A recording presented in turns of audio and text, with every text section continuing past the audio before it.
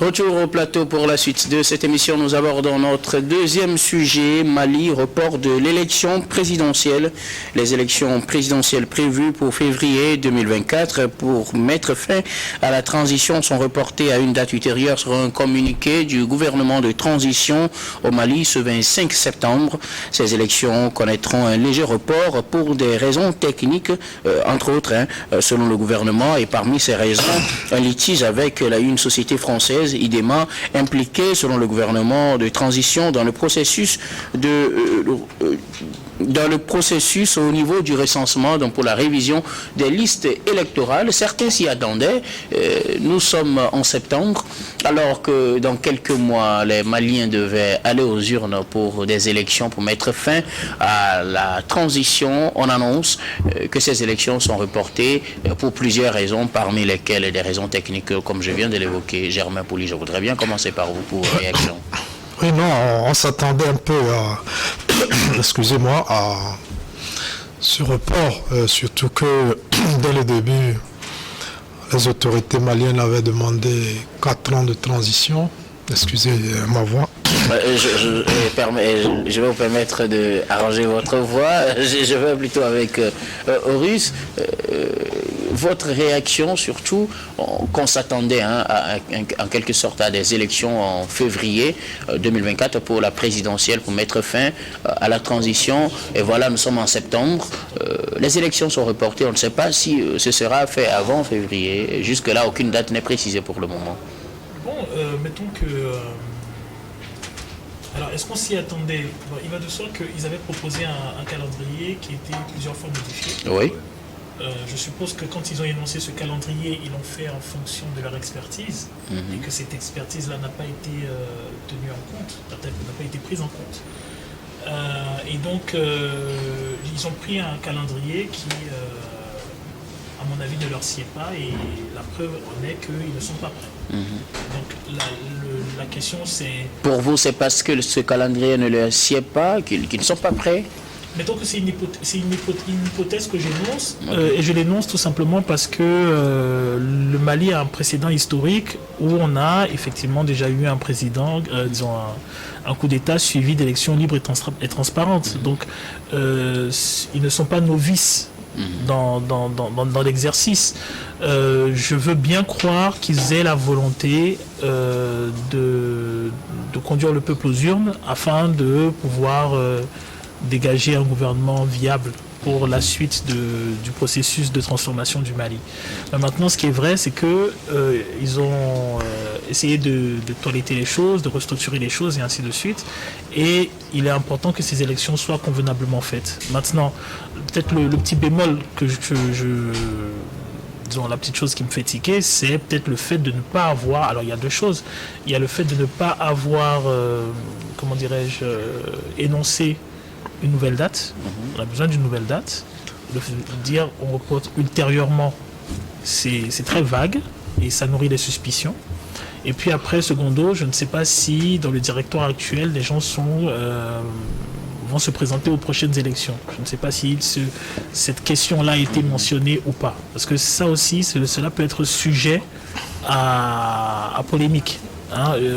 Comme je dis, normalement, selon la charte et puis la convention avec la CEDEAO, il ne devrait pas. Normalement, il ne devrait pas. Je fais confiance au Mali parce qu'on a eu le cas de ATT qui, lui, ne s'est pas présenté et a laissé Alpha Omar Konaré prendre la direction du pays. Seulement que dans cette situation, il y a eu cette critique-là aussi, si on ne prend pas d'avance les choses, parce que quand la nouvelle constitution a été votée, la nouvelle constitution n'a pas repris certains thèmes de la charte et donc n'a pas vraiment fait cette obligation. Et donc, selon certains analystes, en se basant sur la nouvelle constitution, tout le monde pourra se présenter, y compris ceux qui sont en train de gérer la transition. Ça, ce n'est que des analyses. Voilà, et donc, juridiquement, on ne sait pas à quoi s'en tenir. C'est difficile de faire un procès d'intention. Tout ce que je constate, c'est que en l'état actuel des choses, il me semble que les Maliens ont confiance en ce gouvernement-là et qui se doit de mériter cette confiance. Donc, techniquement, ils estiment ne pas avoir les possibilités de faire cette élection. Il y a la grosse interrogation de cette société française qui bloquerait un certain nombre de bases de données, et ainsi de suite, un certain nombre de données qu'il faut reverser au gouvernement. On verra, l'avenir nous dira. Mais après, ce qui aurait été vraiment intéressant, c'est qu'ils puissent spécifier une date qui permettent aux gens de s'organiser pour ces prochaines Jeux-là, qui ne laissent pas les gens dans l'inconnu et qui n'alimentent peut-être pas les, comment dirais-je, les ondits. Je pense que c'est ça. Sinon, pour moi, ils ont proposé des dates. Chacune des dates a été refusée, alors que je suppose que des discussions avec la CEDEAO. Les discussions avec la CEDEAO, ils ont préparé, ils ont proposé, ils ont fait des propositions, et à chaque fois ces propositions étaient refusées. Sauf que je suppose que lorsqu'on propose ces dates-là, il y a un travail d'expertise qui se fait. Et donc, c'est en fonction de leur expertise, du pays qui est le leur, qui disent, nous on veut faire les élections à telle période. Lorsqu'on leur impose une date, il va de soi que le calendrier qu'ils avaient projeté de respecter soit chamboulé et qu'ils essaient de s'adapter aux nouvelles dates qu'ils ont prises en compte. S'ils ne sont pas prêts, ils ne peuvent pas faire d'élections, surtout si on risque d'avoir des élections qui seront contestées à la suite. Donc je pense que pour moi c'est tout à fait normal. L'avenir nous dira. Je ne souhaite pas faire de procès d'intention au gouvernement malien. L'avenir nous dira. Ok. Ibrahim Acha, les élections qui sont prévues normalement en février, je pense le 4 et le 18, pour les deux tours de la présidentielle sont reportées à une date ultérieure. Pour le moment, on ne connaît pas de date. Et plusieurs raisons sont évoquées par le gouvernement de transition, parmi lesquelles, comme je le disais tout à l'heure, ce litige avec la société française qui est en charge de la gestion du fichier électoral. Oui, il faut dire que pour organiser les élections, il faut maîtriser ce que nous appelons la liste électorale. Vous savez que le corps électoral est très important. Il faut arriver à maîtriser cela, puisque quand on parle de la transparence aussi des élections, ça passe par un fichier électoral assez fiable. Et donc, les nouvelles autorités maliennes estiment que le conflit entre qu'il y a entre l'État malien et la société française qui était chargée de faire le recensement et a fait de telle sorte que l'État malien n'a pas le code qu'il faut pouvoir avoir accès au serveur. Vous savez que quand on parle de la liste électorale, c'est un serveur, donc il y a beaucoup de choses, de paramétrage, et quand vous n'avez pas les clés, les mots-clés ou bien les mots de passe et tout ça, là, vous ne pouvez pas agir sur les serveurs. Et puisque quand il y a élection aussi, depuis que le marché a été conclu avec la société française IDEMA, c'était depuis 2018, donc depuis ce temps, il y a eu un travail de recensement qui a été fait, il y a des données qui ont été collectées, mais chaque année, vous savez qu'il y a de nouvelles personnes qui atteignent l'âge de la majorité pour voter. De la majorité pour pouvoir faire partie de la liste électorale, ou bien du corps électoral. Et donc, tout ça, là, ça nécessite ce que nous appelons des révisions de listes. Mais puisque la société estime que jusque-là, il y a un contentieux qui porte sur près de 5 milliards et que l'État malien doit verser à la société. Donc la société a bloqué un certain nombre de données. Donc l'État malien n'a plus, à proprement parler, la possibilité d'agir sur le fichier électoral et éventuellement pouvoir enregistrer les nouveaux majeurs. Donc ça crée une situation qui ne peut pas permettre à l'État malien de disposer d'un fichier électoral assez fiable et qui puisse garantir surtout la transparence et pourquoi pas un vote assez régulier et transparent. Mais au-delà de ça aussi, il y a la nouvelle constitution aussi. C'est vrai qu'il y a la charte de la constitution et de la transition qui obligeait ceux qui ont participé à la transition de ne pas pouvoir se présenter aux élections. Mais avec la nouvelle constitution, c'est vrai que ce n'est pas bien spécifié, vous le disiez tantôt. Et là aussi, il faudrait revoir encore les choses, essayer de comprendre et que les juristes essaient de déblayer cela au niveau du code électoral et de manière à ce que chacun soit situé.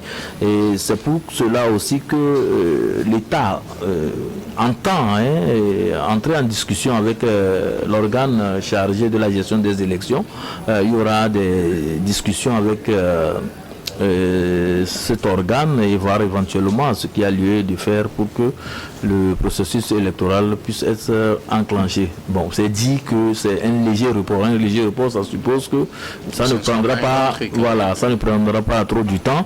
Vivement que à partir de mars, pourquoi pas, déjà 2024, que les nouvelles autorités maliennes puissent organiser ces élections présidentielles. Parce que c'est très important, parce que ce sont ces élections qui vont consacrer le retour à l'ordre constitutionnel, puisque jusque-là, c'est la transition qui continue et on estime que les autorités actuelles sont issues du putsch.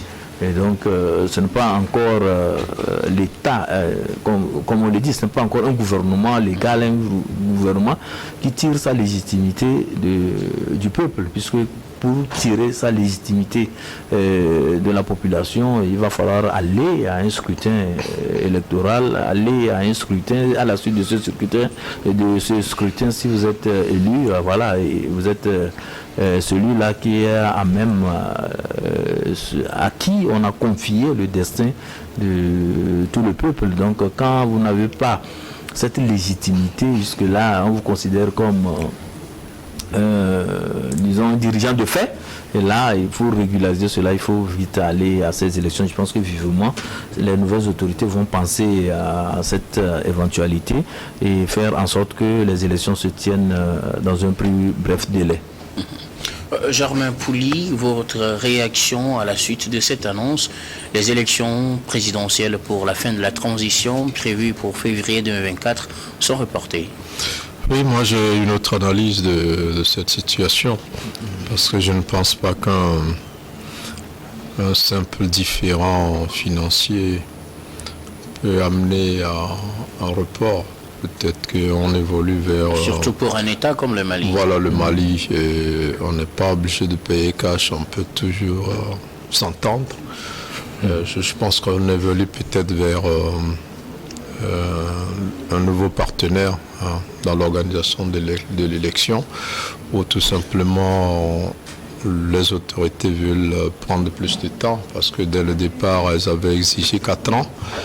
Aujourd'hui, on est en train d'aller à 4 ans de transition. Et si vous voyez bien, avant février 2024, l'élection présidentielle, il devrait aussi avoir les élections législatives. Et les autorités n'en parlent même pas. Au contraire, elles disent qu'elles vont plutôt faire l'inverse, organiser la présidentielle. Et maintenant, les nouvelles autorités vont se charger d'organiser les législatives. Donc, vous voyez que c'est tout un autre schéma. Et en le faisant comme ça, les autorités maliennes quittent un peu le cadre de discussion avec la CEDEAO et font les choses à leur manière. Et ça, le Mali l'a démontré depuis le début, pas seulement envers la CEDEAO, mais envers la France, envers l'ONU et tout ça.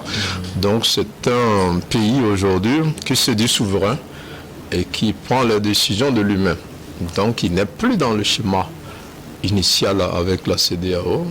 Ils veulent faire leurs choses à leur manière et ils n'ont plus fixé de date et ne se sentent même plus obligés de fixer une date. Moi, c'est un peu l'analyse que je fais.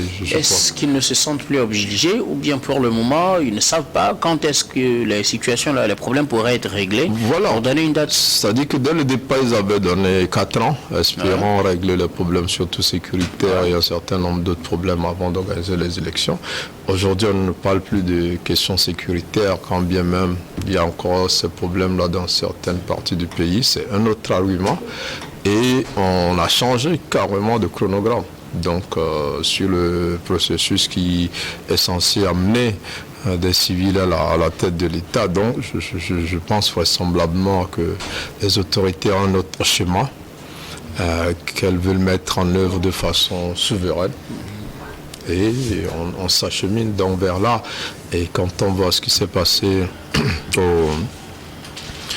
au Niger, quand on voit aussi la position du colonel Doumbouya en Guinée et l'alliance qui est en train d'être mise en place entre ces 3 pays, je pense que ce n'est plus le schéma de la CEDEAO qui est en train d'être exécuté. Nous sommes en face des militaires qui ont choisi de gérer les choses à leur manière, et même le colonel Doumbouya l'a pratiquement dit à demi-mot aux Nations Unies la dernière fois. Donc je pense que ces militaires sont sortis de ces schémas-là que leur impose la CEDEAO pour vouloir régler les choses à leur façon, par rapport aux réalités dans leur pays, par rapport à leur propre calendrier, de faire les choses et d'organiser des élections qui pourraient peut-être les maintenir encore au pouvoir ou plutôt permettre que des civils arrivent donc au pouvoir dans ces pays-là.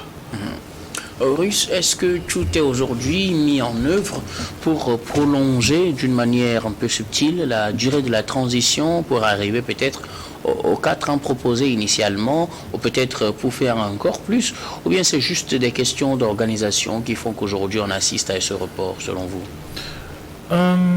Je crois qu'ils avaient un calendrier, ils avaient la pression de la CEDEAO et d'autres institutions.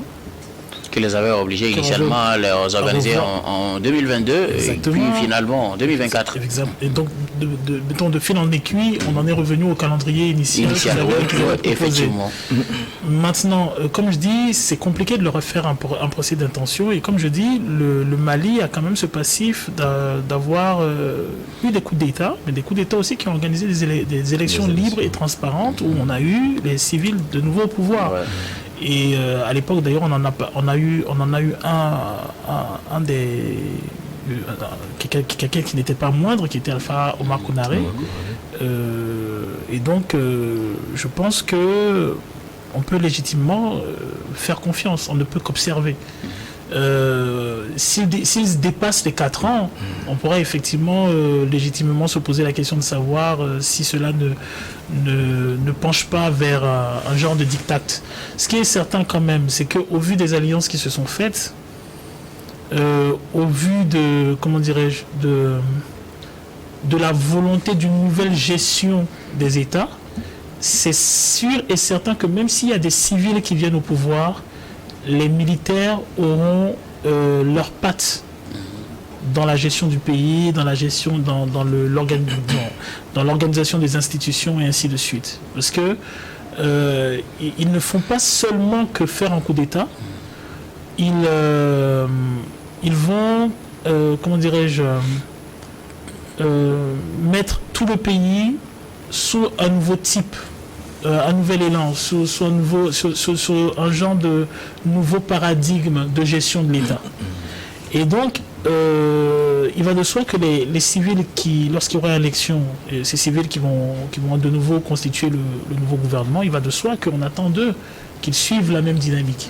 Donc ça va être un peu ça le défi. À part cela, c'est très très difficile de faire un procès d'intention. Parce que la vérité, c'est que, alors très souvent, on focalise sur le roi, c'est-à-dire, si vous voulez, celui qui est assis sur le trône. Mais en réalité, il n'y a rien de plus important que le faiseur de roi. Et actuellement, les militaires sont des faiseurs de rois. Ils peuvent se prévaloir d'être des rois demain, c'est vrai, mais ils peuvent très bien être dans la posture d'être des faiseurs de rois. Donc d'être une force qui va surveiller l'action de l'État au même titre que les sociétés civiles.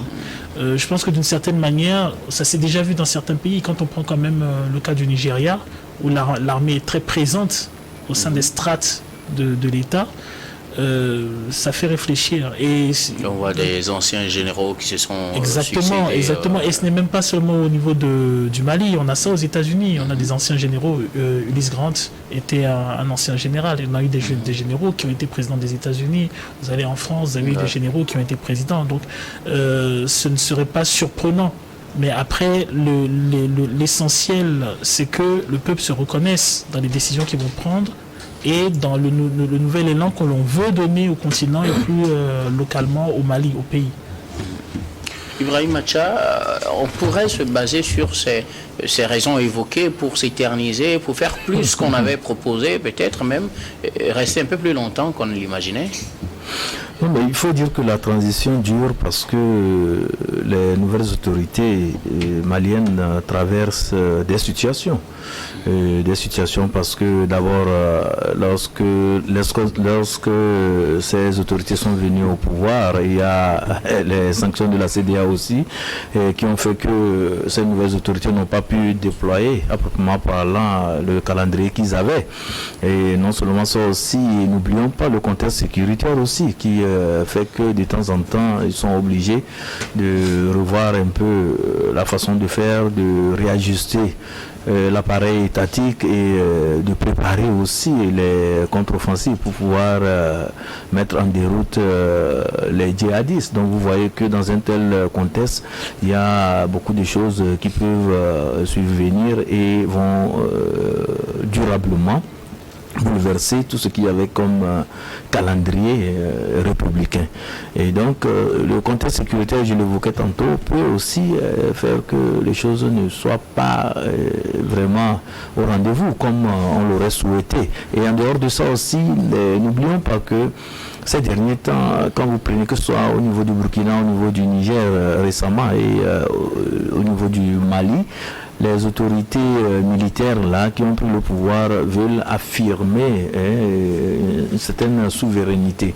Donc cet élan de souverainisme là fait que chaque disons gouvernement ou bien chaque autorité militaire qui régente la vie dans ce pays voudrait faire en sorte que lorsqu'il y a les élections, que ces élections soient contrôlées à 100% par leur état respectif. Et quand je prends le cas du Mali, vous savez, on parle du serveur qui comporte la liste électorale. Donc quand on dit qu'au niveau du pays, on voudrait avoir un serveur contrôlé par l'État malien, ce qui voudrait dire que l'élan de rupture avec les puissances étrangères, notamment la France, est encore affirmé. Quand vous prenez un peu le discours des représentants de ces pays, et surtout le discours du ministre des Affaires étrangères à la tribune des Nations Unies, vous avez vu qu'il y a ce sentiment-là de s'affirmer et d'aller vers un certain souverainisme, de dire que le Mali est capable de se prendre en charge, de prendre son destin en main. Donc voilà, donc l'État veut avoir un nouveau, disons, serveur et à juste titre, nous apprenons que dès le 1er octobre prochain, ils vont mettre en place un site d'enrôlement, un site numérique où vous avez la possibilité d'intégrer les données de manière à ce que le fichier électoral puisse vous prendre en compte. Donc tout ça là, c'est pour dire que le Mali veut organiser ces élections là, mais avoir disons, le contrôle total de tout ce qu'il y a comme opération à faire au cours de ce processus électoral. Et tout ça là, c'est pour dire que on a le contrôle de ce que nous faisons et nous voulons vraiment maîtriser tout ce qui passe par les élections et que ce soit maîtrisé par nous-mêmes. Mais dire que les nouvelles autorités veulent faire perdurer la transition, bon, je ne pense pas qu'ils soient dans cette posture, mais ils sont plutôt dans la posture d'engager le pays dans un nouveau paradigme, comme on le dit, puisque quand vous suivez un peu les discours qui sont prononcés à chaque occasion par ces nouvelles autorités, on sent en eux l'engagement de remettre tout en ordre, au point de vue politique, au point de vue économique, au point de vue gouvernance. Ça c'est très prononcé parce qu'ils voudraient que la gouvernance de leurs États se fasse d'une autre manière. Il faut mettre fin à la corruption, à la gabégie, à la jouissance, pourquoi pas à ce que nous appelons le plus souvent aussi la discrimination politique, puisque les autres gouvernements qui ont été déposés, le procès qu'on leur a fait aussi, c'est de tout faire pour se maintenir au pouvoir, c'est de tout faire pour écarter certains de la gestion des affaires du pays. Donc les militaires, eux, ils estiment que eux, ils veulent mettre en place un système de gouvernance qui soit beaucoup plus vertueuse et qui prenne en compte toute la population dans sa composante, et pourquoi pas léguer un pays où tout est remis en ordre genre ce que Ronlis aurait fait au Ghana, puisqu'on estime que le Ronlis, paix à son âme, est le père de la démocratie ghanéenne, parce qu'il a mis en place des institutions fortes, des institutions qui font qu'aujourd'hui le Ghana peut en tout cas prendre son élan. Le Ghana peut avoir des régimes qui vont se succéder sans vraiment basculer dans l'arbitraire, comme ce fut le cas de par le passé, avant que Ronlis lui-même ne fasse son coup d'État pour pouvoir prendre le pouvoir. Donc les nouvelles autorités, surtout avec Assimi Goïta, voudraient un Mali normal, mettre en place des mécanismes qu'il faut pour que le Mali puisse retrouver, comme on le dit, une gouvernance vertueuse qui puisse aussi garantir la paix, la prospérité, pourquoi pas amener les Maliens vers leur plein épanouissement. Germain Pouli, alors si aujourd'hui les autorités maliennes n'arrivent pas à respecter leurs engagements en termes de durée, quelle devrait être la posture de la CEDEAO? Parce que la CEDEAO est en difficulté aujourd'hui, et le cas du Niger l'a bien montré, parce qu'il y a eu ces derniers communiqués où en assemblée choisir d'agir nécessairement pour établir Bazoum, et finalement on voit que tout ça s'estompe. Et un peu avant, c'était les sanctions contre le Mali. Et là, on a vu un peu la médiation togolaise aussi jouer. Après, il y a eu la crise des soldats ivoiriens et tout ça. Ça fait que je ne vois plus une CEDEAO en train de tenir le bâton face à ces pays-là qui n'ont plus peur de ce bâton-là et qui ont montré un peu les limites des outils dont dispose la CEDEAO pour faire régner un certain ordre démocratique au sein de la communauté. Donc c'est fort de cela que vous allez voir un peu comment au Burkina, au Niger et plus récemment au Burkina, au Mali et plus récemment au Niger, les militaires se comportent. Donc c'est vrai qu'ils essaient d'avoir les populations derrière eux et ils mettent leur pays en avant toute autre considération. Et dans ces circonstances-là, ça va être difficile parce qu'il s'agit d'une CEDEAO des peuples. Et aujourd'hui, quand on voit la tendance, pas dans les urnes, mais dans les rues et dans l'opinion, on se dit voilà, ces militaires ont le vent en poupe, et s'opposer à eux, c'est comme s'opposer au peuple dans ce pays-là. Et le travail devient compliqué. Donc pour moi, la CEDEAO ne pourra rien faire si la transition se prolonge. Elle ne pourra peut-être que tirer la sonnette d'alarme sans plus, sans agir, sans brandir de sanctions. Et aujourd'hui, on arrive à une situation assez compliquée, en tout cas dans l'espace en ce qui concerne la promotion des valeurs démocratiques. Ok, merci beaucoup à vous. Nous allons marquer une nouvelle pause pour le journal, puis on vous retrouve après pour la suite de cette émission.